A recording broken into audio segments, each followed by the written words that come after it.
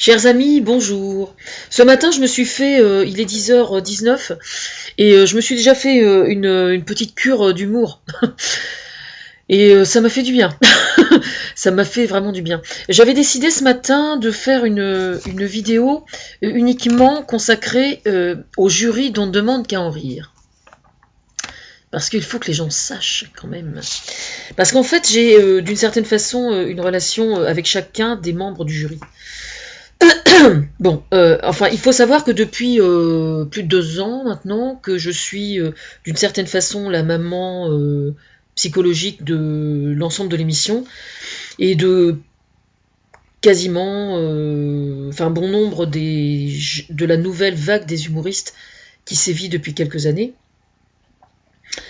Thomas Fersen a fait le nécessaire pour que pour que j'adopte les branches qui n'étaient pas spécialement médiatisées, quoi.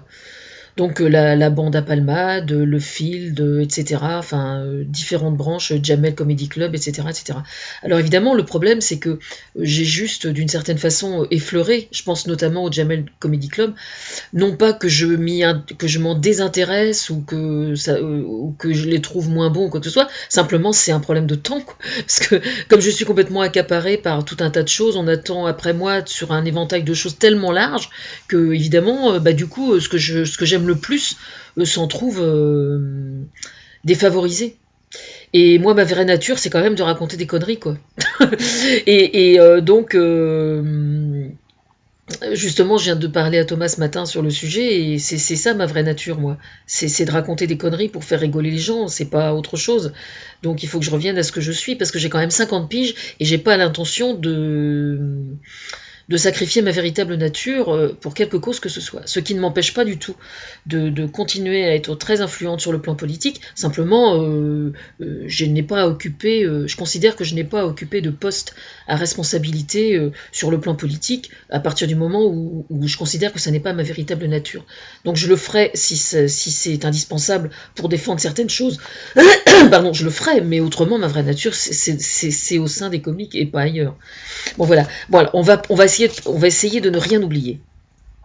Alors Stéphanie Bataille, moi je la connaissais, Stéphanie Bataille, je l'ai vue en tant qu'actrice quelque part, mais je sais plus où. Je l'ai vue jouer dans quelque chose, mais je sais plus où.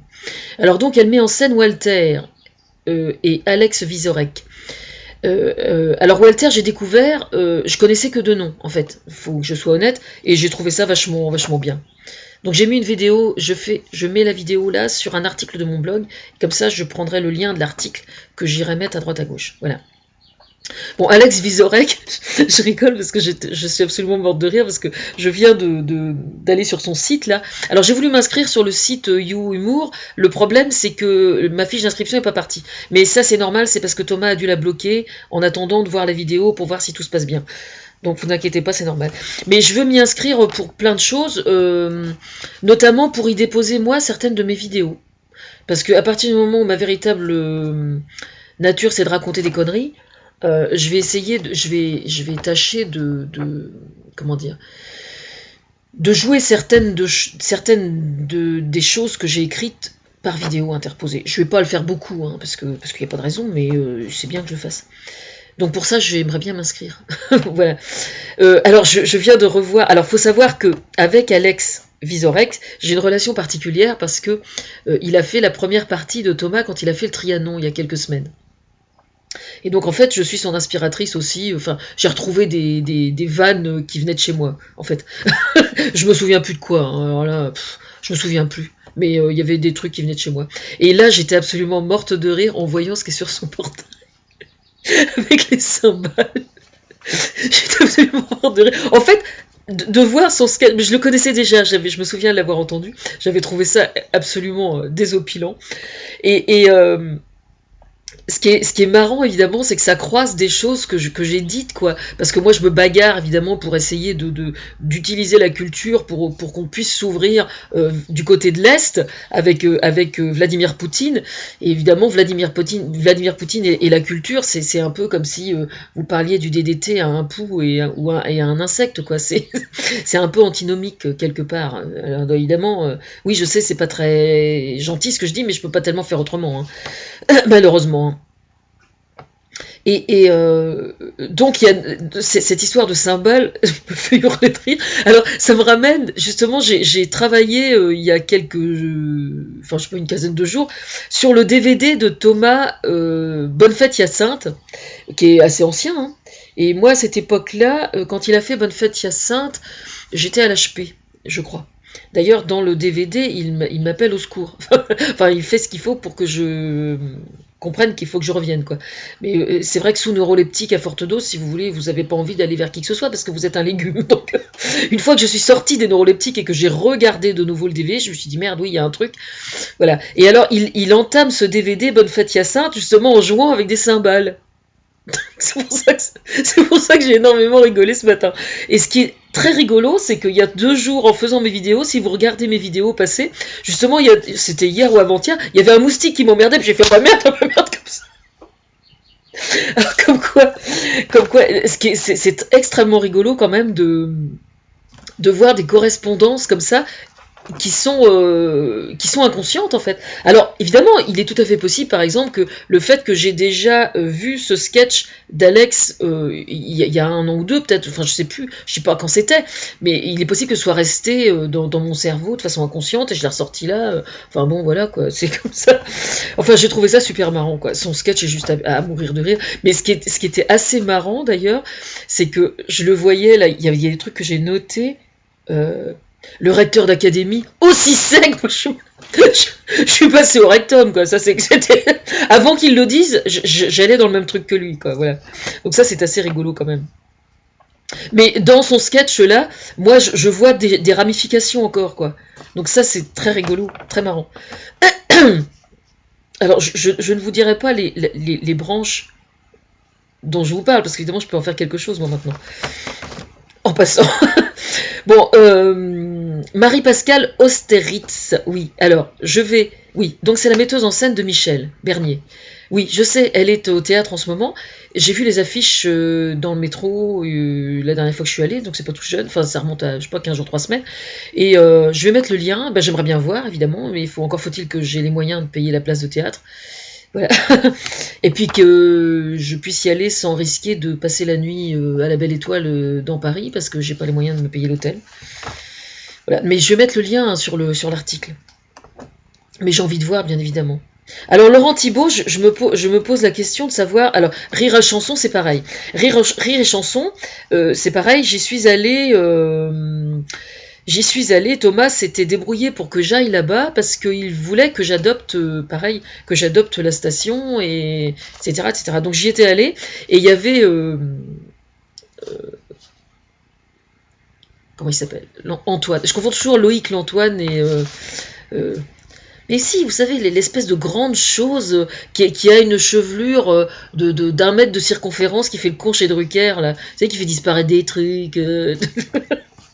Enfin bref, il était là-bas et il avait sorti. Enfin, on avait rigolé, quoi. Voilà. Alors, est-ce que c'est le fils de Jean-Marc Thibault? Je sais pas. Je me pose la question. Là, je lance un scoop, hein, je sais pas. Mais pourquoi pas? Qu'il le soit ou qu'il le soit pas, ça n'a aucune importance. En général, je suis assez proche de les critiques qu'il fait en tant que jury. Ça m'arrive assez souvent d'avoir la même perception que lui. J'ai remarqué. Ça va plus souvent qu'avec Stéphanie Bataille. Stéphanie Bataille, ça m'arrive d'être... je la trouve un peu dure, souvent. Enfin, il y a des seconds degrés qu'elle ne capte pas, par exemple. Mais bon, il y a des choses qu'elle capte et que moi je capte pas, hein, de toute façon. Hein. C'est comme ça. Et puis Grégoire Fureur, Montreux Festival... je trouve quand même que lui... Grégoire Fureur, je ne suis pas caricaturiste, mais je pense qu'il a une bonne tête à être caricaturé. Déjà, je commence à m'en prendre au physique des gens. Ça dit à quel point ça vole haut, quand même. Ça tombe bien, justement, hier soir, il y avait une émission sur la beauté. En fait, il a une chevelure... comment dire? Il a une chevelure...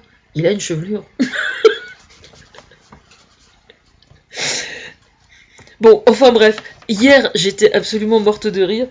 Parce que il y a des choses que j'ai vues qui m'ont donné envie d'écrire certaines choses. Je n'en dirai pas plus. Bah non, je vais en faire une vidéo exprès quand même. Enfin voilà quoi. Enfin, tout ça pour dire que moi, j'aimerais bien intégrer l'équipe quand même, quoi, d'une façon ou d'une autre. C'est vrai que vu ce qui se passe aujourd'hui au sein de la tête de France Télévisions, enfin, il y a certains directeurs passés qui ont certaines gamelles au cul, si j'ai bien compris ces derniers jours. Donc, je sais pas, peut-être que le siège de France Télévisions est fait en, comment dire, est tellement brûlant que qu'on n'ose pas m'y asseoir, je sais pas. Je me pose des questions.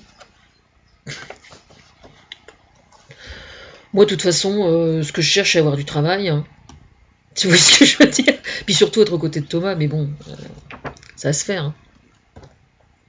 Bon, enfin, le 11 novembre 1989, donc, Rostropovitch jouait au pied du mur de Berlin.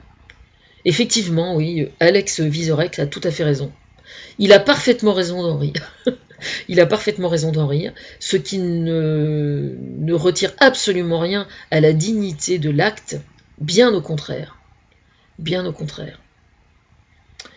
Mais il est vrai que le peu de fois qu'on ait affaire à l'humour venant des pays de l'Est, enfin de Russie en particulier, je me souviens notamment d'une candidate qui était donc une émigrée de Russie, qui était en France, qui avait essayé de faire un sketch et ça avait été une catastrophe.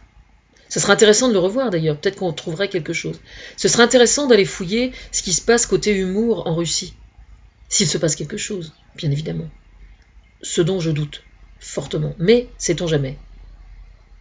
Sait-on jamais, c'est peut-être par l'humour qu'il peut se passer quelque chose, justement. Voilà, voilà, ça c'est fait.